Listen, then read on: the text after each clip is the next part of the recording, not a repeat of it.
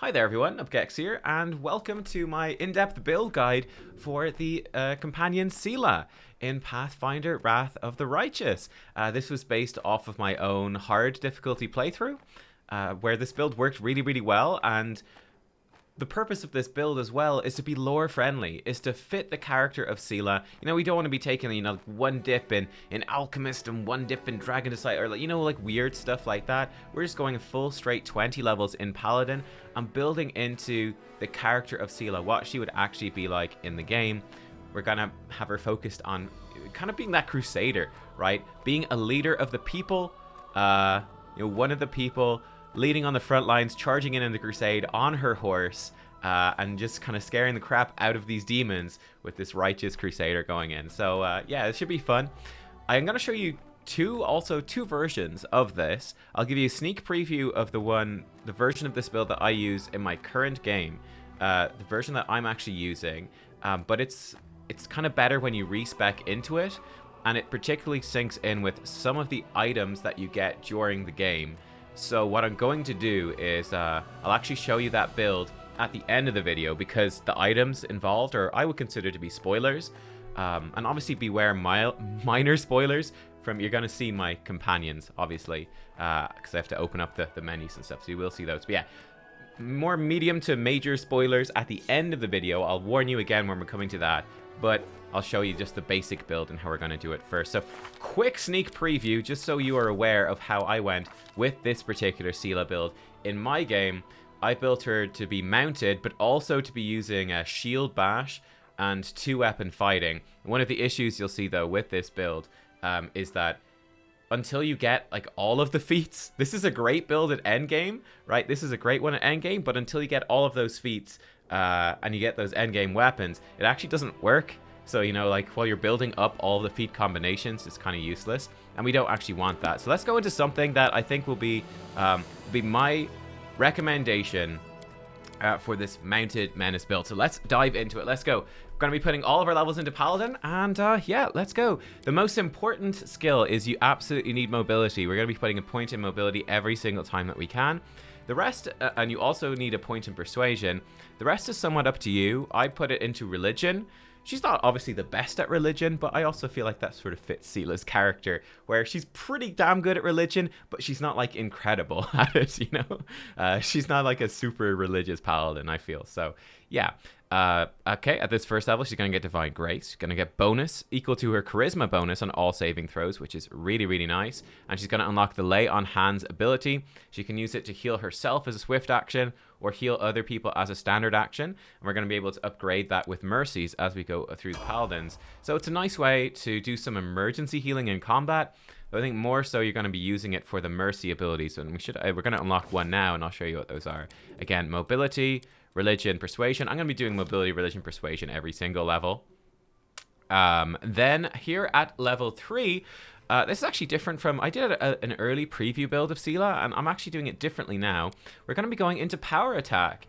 Now, at this early on in the game, power attack gives you a penalty on your attack rolls for a substantial bonus on your melee damage rolls.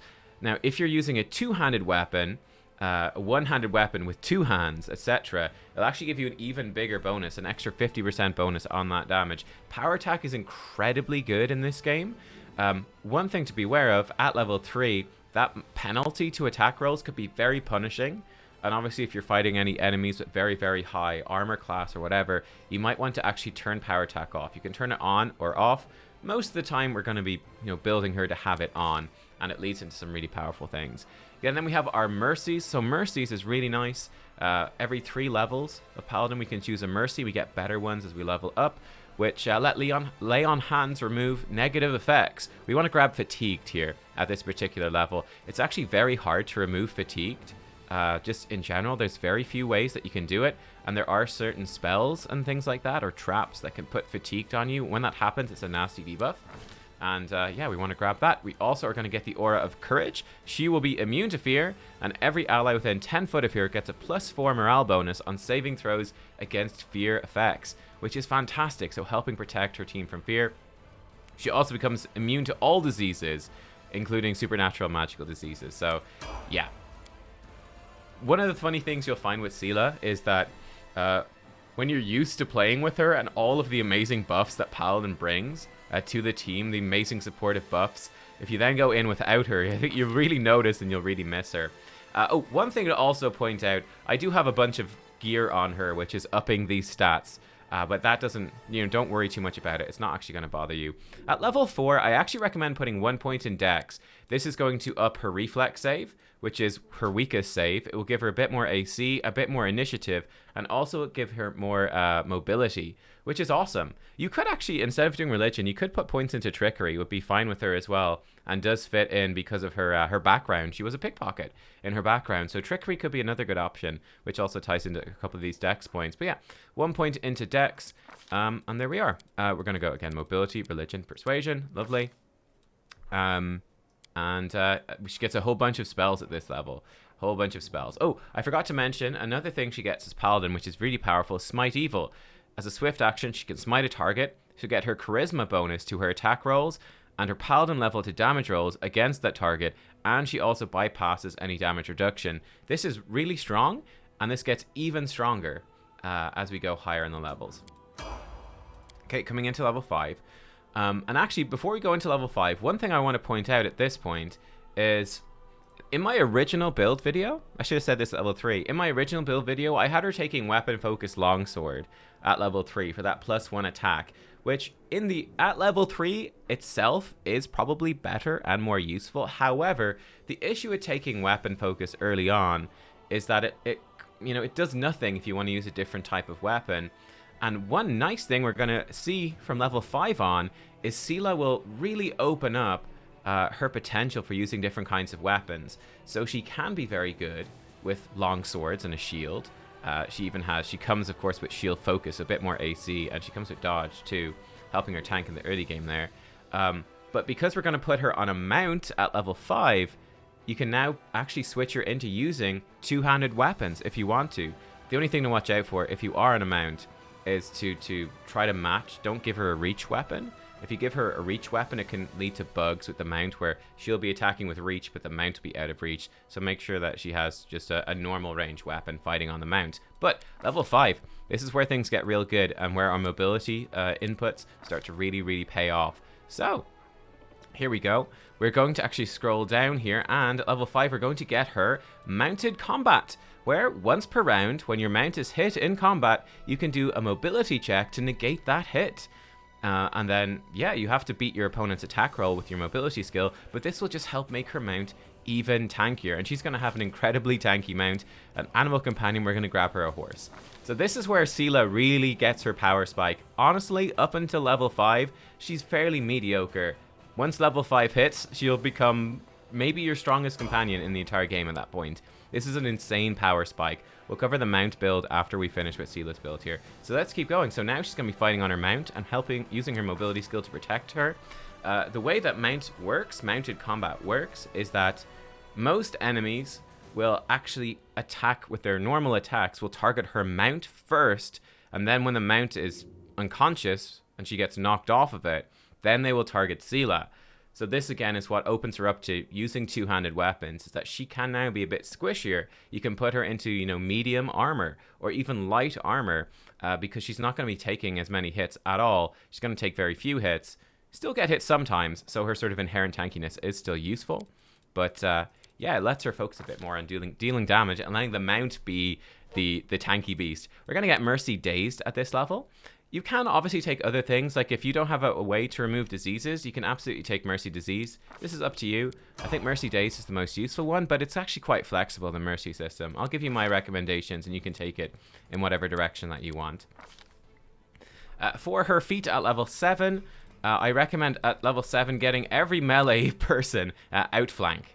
I really recommend getting outflank. So outflank makes it so that whenever you are flanking a creature, you both gain bonuses it increases your bonus on attack rolls to +4.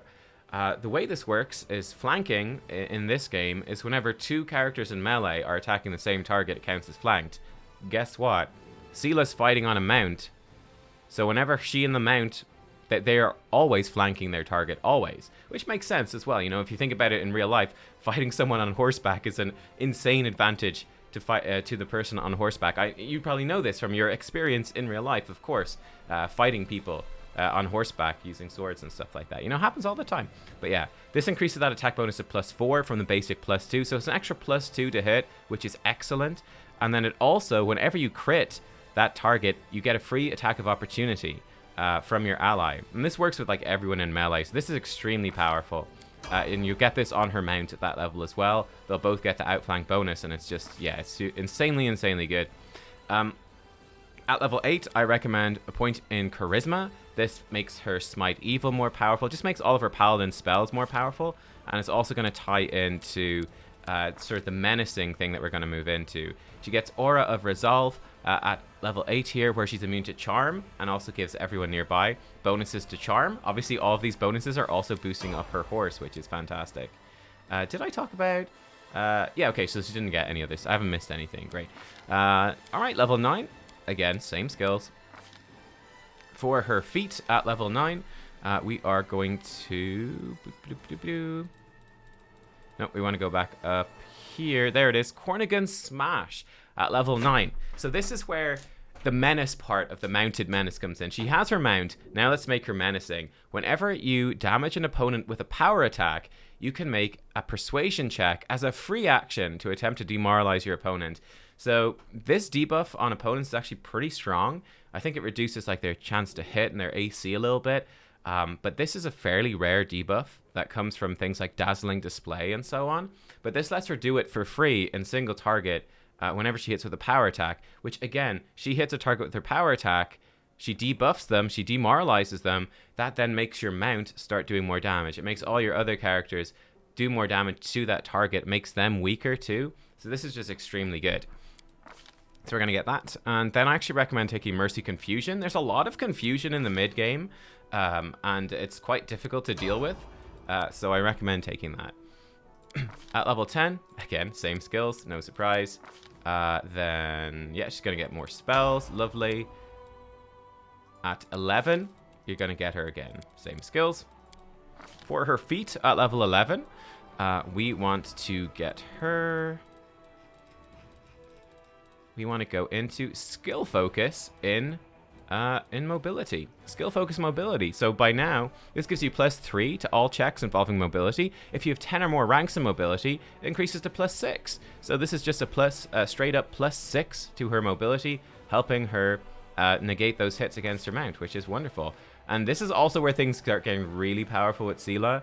Celestial Divine Mount is nice. Your mount gains Celestial Creature template. That's fine. The bigger deal, though, is Mark of Justice. You can spend 2 uses of Smite Evil to give the bonuses to all of your allies for 1 minute. So this means that every single person in your party, including your mount, including all of the companions, everyone, will get her charisma bonus to their attack rolls against that target and her paladin level to damage rolls against that target. This is like one of the best. You know, you're running into tough bosses, tough enemies, Mark of Justice, and watch them melt. This is insanely strong. And one of the big reasons, probably the biggest reason, honestly, to keep Seelah going as Paladin. It is just that good. At level 12, this is obviously up to you. I personally like to give her a point in Wisdom. It's an extra will saving throw, which is nice, and it also ups her lore religion, which I do use. This is not essential, though. You could do what you want with this. I think it is worth the point just for the saving throws, etc., especially on hard. But you could just keep pumping up her strength if you want instead. That would work as well. Or you could pump up her charisma so she can boost her team more. It's, you know, it's pretty open-ended, to be honest. It's pretty open. Give her the same skill points there. Then we are going to remove exhaustion. So this is now our ability to remove exhaustion, which is good. There's some spells that can exhaust you, and exhaustion just makes your characters useless. So being able to remove that in an emergency is good. It also lets you just run around the world map, exhausted, arrive somewhere, and then just lay of hands it off, which is cool. More Smite Evil charges at this level, lovely. And at level 13, we want to get her our final big mounted feat, which is Indomitable Mount, which now, whenever your mount fails a saving throw, you can do a mobility check once per round to attempt to beat it. And there we go. This is like bringing her mount stuff all together, plus more spells. Level 14. Again, same skills. She gets the Aura of Faith, where her weapons are treated as good aligned to overcome damage reduction, and any attack made against an enemy within 10 foot of her is treated as good aligned. So she just, again, this boosts her mount, any other melee characters you have. It's just really, really good. Level 15. Now this is where things open up a bit more. So we have the core of the build here, right, where she has her dodge and her shield focus to help her stay alive early on. Power attack and Cornigan Smash helping her do lots of extra damage and also debuffing enemies with her persuasion skill. And she has, obviously, outflank is an essential for melee. Then she has her mounted combat, indomitable mount, and skill focus, mobility, plus her mobility skill to make her mount even tankier. These last 3 feats is where it opens up quite a lot. And this is where you want to start making some decisions in terms of where you're going to go with weapons, right? Do you want her to stay focused on two-handed weapons? Do you want her to go focus on longsword and shield, maybe? I'm going to put her into longsword and shield, which I think fits her better. And again, there are certain items in the game that I think really fit Seelah well. So we're going to go that way. That's what we're going to go with in this particular build. But you can change this up as you like, and it will work just fine. So at this point, because I'm going to focus her on longsword, I'm going to give her improved critical in the longsword. And we're going to focus her on that a bit more. So improved crit in longsword. We're going to give her the ability to remove stunned. So you can dispel stunned. Her mount now gets spell resistance equal to her paladin level plus 11, which is wonderful. Then at level 16, we're just going to put the rest of her points into strength at this point. So again, charisma could also work. Same stuff there. Nothing too exciting. Level 17. Really getting into the end game stuff now. At level 17, we're going to, because I'm now thinking of her as having a longsword and a shield, we're going to go and grab her the mounted shield, where she adds her shields bonus to including the bonus from shield focus to your mount's AC. You could potentially take this even earlier. Like, for example, if you are confident that you do want her to be sword and shield, you could actually take mounted shield much earlier. You could take it much earlier if you wanted to. Like, you could delay Cornigan Smash if you wanted to. The Cornigan Smash is very good. It's sort of up to you. You could certainly take it by 15. That would totally work as well. But yeah, so this is going to be good. She has shield focus, so it's just adding a whole bunch of extra tankiness to her mount, making the mount basically unkillable. I forgot to talk about her Aura of Righteousness there. She gets the Aura of Righteousness at this, where she gains damage reduction against evil, and immunity to compulsion spells, and also gives everyone near her bonuses against compulsion spells. Again, fantastic. Level 18, same skills. For her mercy at this point, it's really opening up. I'm going to give her paralyzed, again, just to unparalyze people in combat. Level 19, she gets her final feat. This is the last one. This is the last one. You could get her weapon focus and longsword. That's okay. I'm actually going to go and combat reflexes isn't bad either. Some extra attacks of opportunity. That's obviously good. Critical focus could be okay. Extra lay on hands could be okay. Improved initiative's not bad. I'll give her intimidating prowess, where she adds her strength mod to her persuasion skill in addition to charisma, just to make sure that, you know, she is super consistently debuffing people, demoralizing them, and sort of, yeah, just getting that debuff out there. Really enhancing the effectiveness of the rest of your party with that. And then for final level, level 20, another point in strength. Wonderful. Mobility. All the skills. And she gets Holy Champion, where she becomes a conduit for the power of her god. She gets 10 damage reduction against evil, and whenever she channels positive energy or uses lay on hands to heal a creature, she heals the maximum possible amount, which is nice. So yeah, again, some extra healing. For her mythic abilities then, at level 1, I would actually recommend, I think at this point in the game, I think Thundering Blows is really strong. Whenever you miss with a melee attack, you do 2d6 plus 1d6 per 2 mythic ranks, sonic damage to all enemies in a 10-foot radius. This is so strong when you pick this up at this level, because, you know, at this point of the game, you're missing a lot, and you've got very little AoE damage, so this is just, and it's also sonic damage, which very, very few enemies resist. So I think this is just super good, especially with power attack, because we are using power attack early on, so it means that, hey, even if we do miss some attacks at power attack, we're getting some benefit out of it. I'm going to give her power attack mythic to really up that power of power attack at level 2. Mythic rank 3. This is the essential one. We're going to get her mythical beast. I'm pretty sure you don't get her pet at this point. So I do think Thundering Blows is worth more first, but Mythical Beast then is absolutely essential. Your animal companion gains bonuses to strength, dex, and con equal to half your mythic rank +1, and they now ignore damage reduction, which is insane. Like, you need this to make your pet effective. There's a lot of enemies with a lot of damage reduction, and this makes it so much better. At this level 3, we are going to get her, level 4, Destructive Shockwave. Whenever you miss with a melee attack, the target still takes damage equal to your strength bonus, which is just super good, because she actually has pretty good strength, and you can crank her strength up more now that she's mounted. And again, this means whenever she misses, she's going to be doing damage anyway, so those really tough enemies, you can beat them. If you're playing on a lower difficulty, I think this is insanely good for hard difficulty, because enemies have crazy AC and stuff like that. If you're playing on a much lower difficulty, this obviously gets worse because you won't miss as much. So you could just go into your extra mythic ability and start getting these mythic ability things faster. You won't be able at this point to take things like improved critical. If you do decide that she is going to use a shield, you could always get her shield focus mythic at this point as well, where it will add your AC and shield enhancement bonus to your touch AC, which is a weakness for her. I'm going to get her Destructive Shockwave, though. At level 5, we are going to get her Ever Ready. Whenever you make an attack of opportunity, you gain a bonus on the attack roll and damage roll equal to your mythic rank. So, whenever she makes an opportunity attack, which is whenever enemies get knocked down, stand up, whenever they are crits and you trigger an outflank opportunity attack, whenever they try to move away from Seelah to attack someone else, she now gets +5, because she's mythic rank 5, +5 to hit and +5 on the damage. And she can make more of these attacks of opportunity. This is just one of the best mythic abilities, and it's just phenomenal. At mythic rank 6, we are going to get her the improved critical on our longsword for more damage.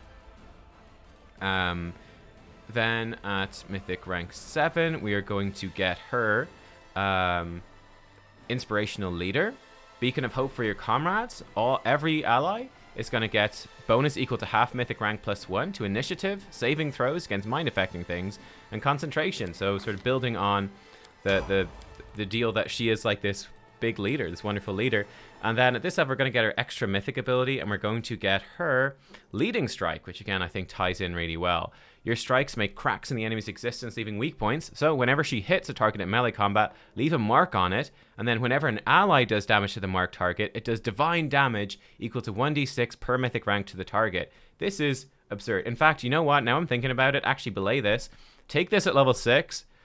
Take Leading Strike at 6. And then take Improved Crit at 8. That's actually much better. Leading Strike is insanely good, because when she's attacking a target, guess what? You need an ally to also hit. Your mount is also attacking. It's an ally, so your mount will proc this every time for tons of extra damage. So take that Leading Strike. And yeah, there we go. That is Seelah complete, and she is going to be an absolute beast like this, bringing tons of buffs to your team and your allies. Now, your mount comes next. This is your horse. We're going to make your horse a Bulwark. This is the other half of the Mounted Menace. This is the tanky part. So Seelah, she's built to support her team and actually do some nice damage and debuffs. Actually, we'll look at her spells in a second as well. But let's set up her mount. So as a Bulwark, these are the tankiest mounts. Number 1, he just gets straight up damage reduction, which keeps increasing.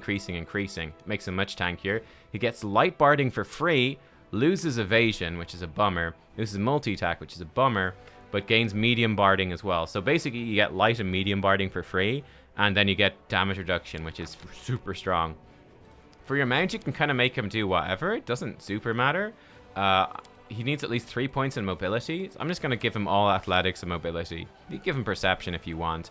Again, don't take medium barding. You get it for free. Remember that. So at level 1 for the mount, we're going to give him dodge. +1 AC.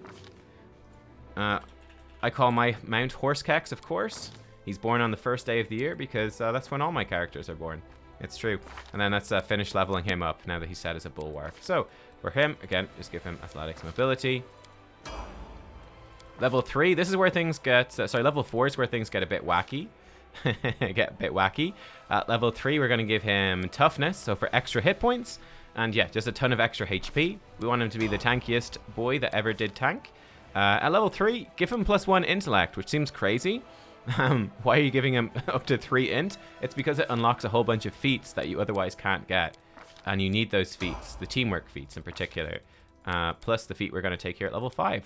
So at level 5, you want to give him improved unarmed strike, which doesn't do anything by itself, but it opens up the crane style feats. In other words, we're going to have a horse monk, because it's the tankiest tank that ever did tank.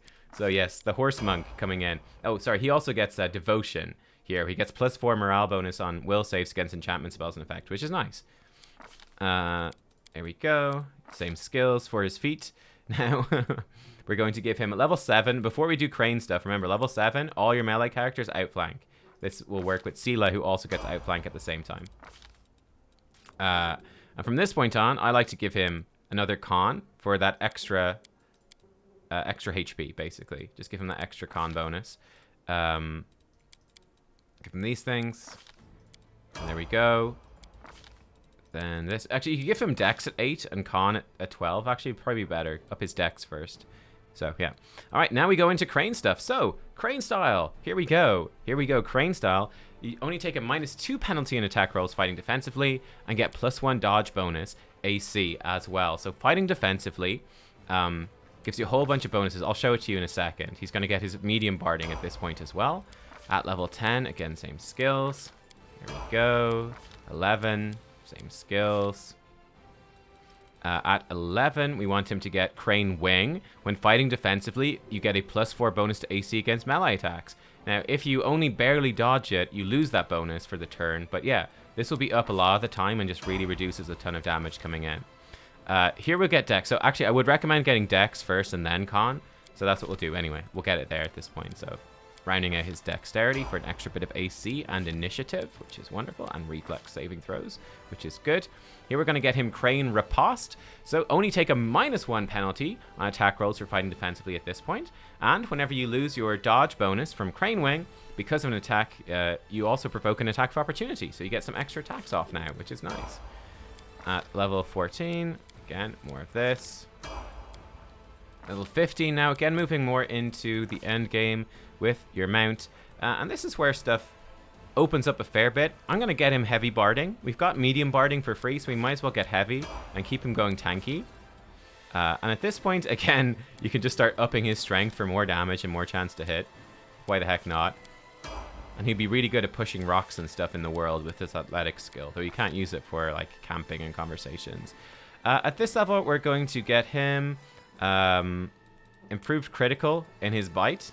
So again, the idea here is that whenever he crits with his bite attack, it provokes attacks of opportunity from everyone. So we're going to get him improved crit with his bite to do that.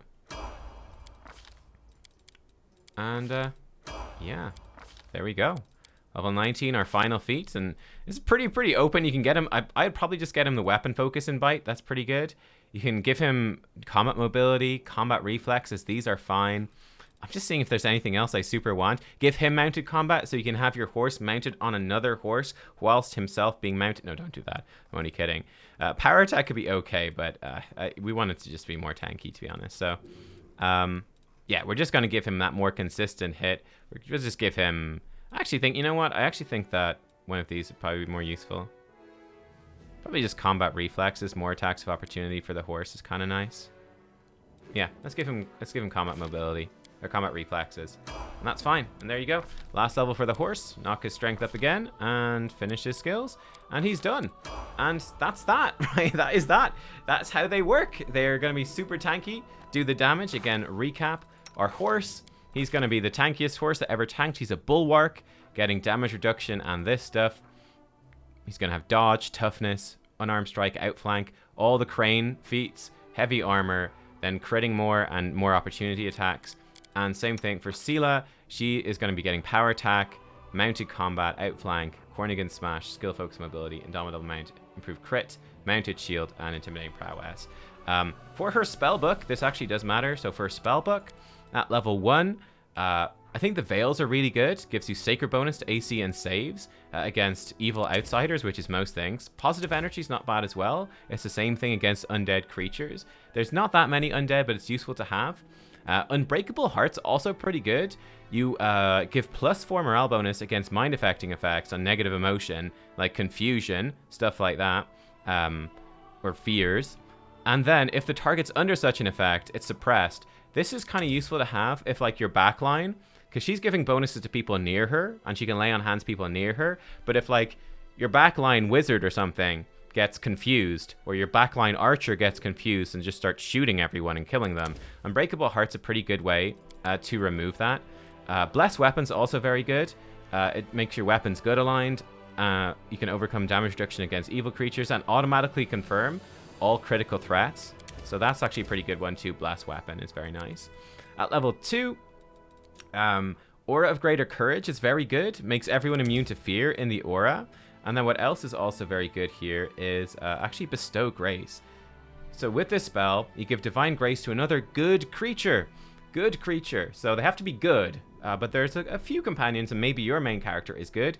It gives them a sacred bonus to saving throws equal to their charisma bonus. So not Seelah's, but theirs. So any good people in your party, you can give them this bonus. So for example, like my character is good, and I've got a +5 charisma, and I'm good. So Seelah can come in and just like absolutely crank up my stuff. Oh, all of her stuff came off because we respec'd her.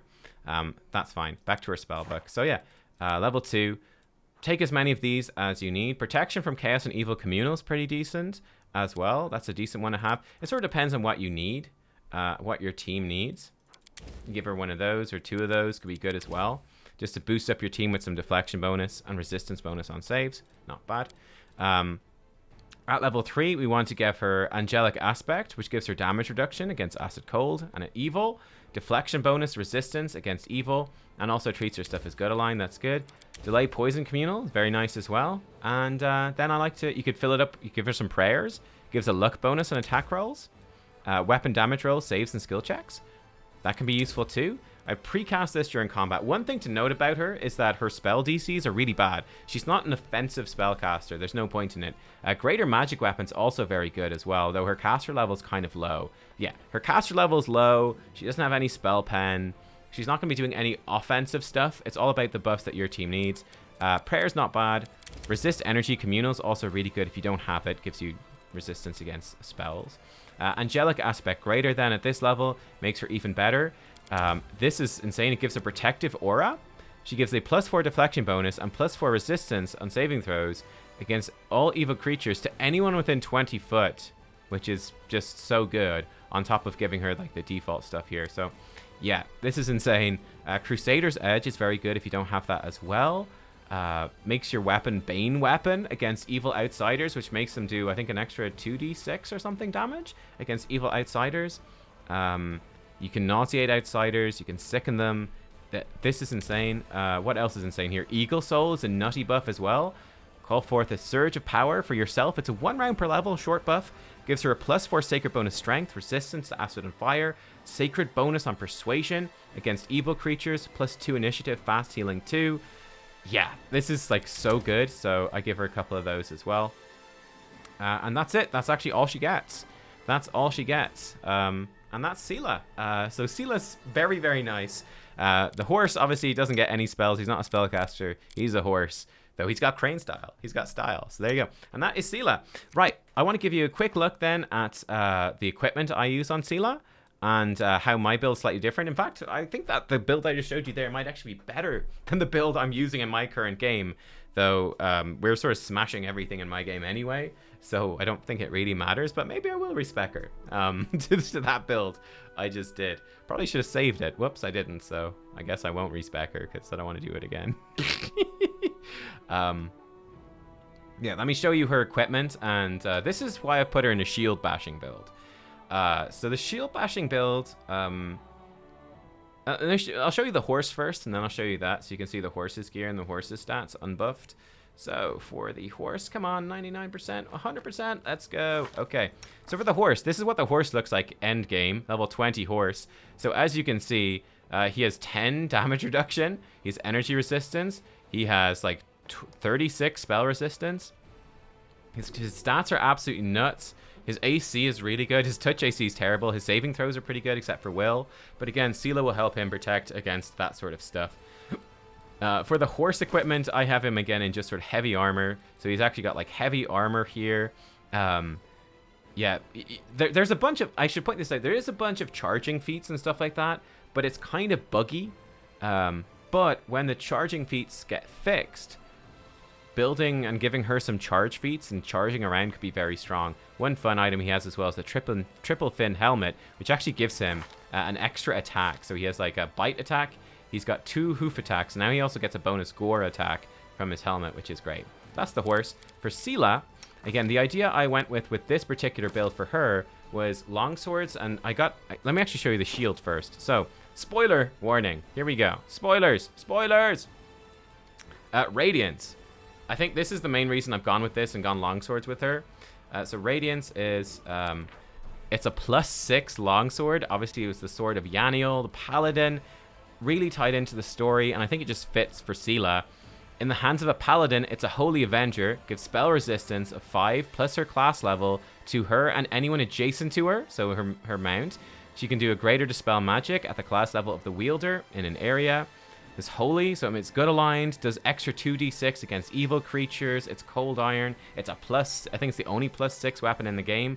This is just made for Seelah, in my opinion, which is why I put her into longswords. Then I have the Undying Love of the Hopebringer, which is a +5 shield, which is a ton of story. It's a +5 spike shield that gives a +5 enchant bonus to attacks and damage made with it. And it also does nutty stuff. I use it for the Dark Aura here, where all enemies in a 30-foot area have -2 initiative. All companions have a +2 profane bonus to attacks of opportunity and crit hit confirmations. And you can also, you can put them to sleep, but that's not that useful. All curses, poisons, diseases, and mind-affecting spells have their save DCs increased by 2 for both enemies and companions, so that's a little bit risky, but very strong. And yeah, she gains holy quality for attacks. You can do a light nova where she hurts herself to heal everyone, do AoE, not that useful. But as you can see, if we look at her stats, she's good at attacking with her sword. She's even better at attacking with that shield, though. That shield is doing some serious damage, and it has a really good chance to hit. And it's just nice as well to be giving that mounted shield bonus to her companion, giving him extra tankiness. So the idea here, I would actually, again, take power attack at 3, but it's, the same sort of thing with power attack, mounted combat, outflank, mounted shields this time, indomitable mount. The issue is that you need shield bash to actually attack with the shield, but you need 2-weapon fighting to make it actually good. Then shield master as well. You don't suffer any penalties in attack rolls made with the shield while using another weapon. And it adds your shield's enhancement bonus to the attack and damage rolls made with the shield, as if they were a weapon enhancement bonus. So that's the issue, is that you need these like basic feats to actually effectively use an offhand shield to attack.